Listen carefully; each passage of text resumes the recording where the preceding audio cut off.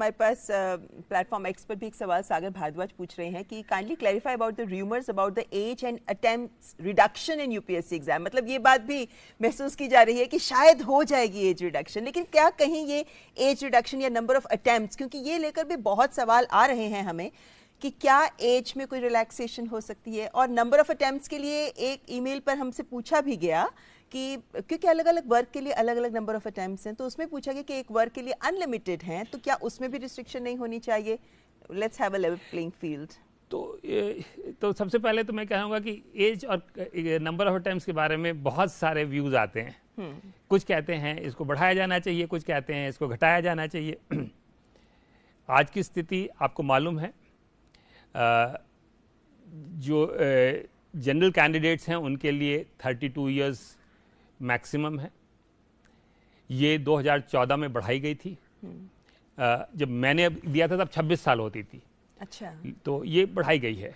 उसी तरह से नंबर ऑफ अटेम्प्ट्स इनको भी बढ़ाया गया है।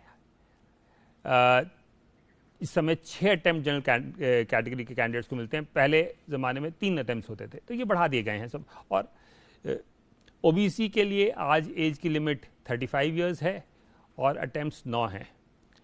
और SC ST के लिए 37 साल तक की उम्र है और उनके लिए अनलिमिटेड अटेम्प्ट्स हैं। और डेजिग्नेटेड डिसेबिलिटी वाले, फिजिकली डेजिग्नेटेड डिसेबिलिटीज़ वाले कैंडिडेट्स के लिए जो है 10 साल और एडिशनल रिलैक्सेशन है। ये आज का फ्रेमवर्क है। इसमें कोई परिवर्तन करने का कोई प्रपोजल हमारे सामने नहीं है, और या हमारा ऐसा कोई विचार नहीं है। ये सब चीज़ें बहुत समय में धीरे जो करते करते एक स्टेबल सिचुएशन में पहुंची हैं। आज की सोशल सिचुएशन को देखते हुए लोग कुछ कहते हैं कम करें, कुछ कहते हैं ज़्यादा करें।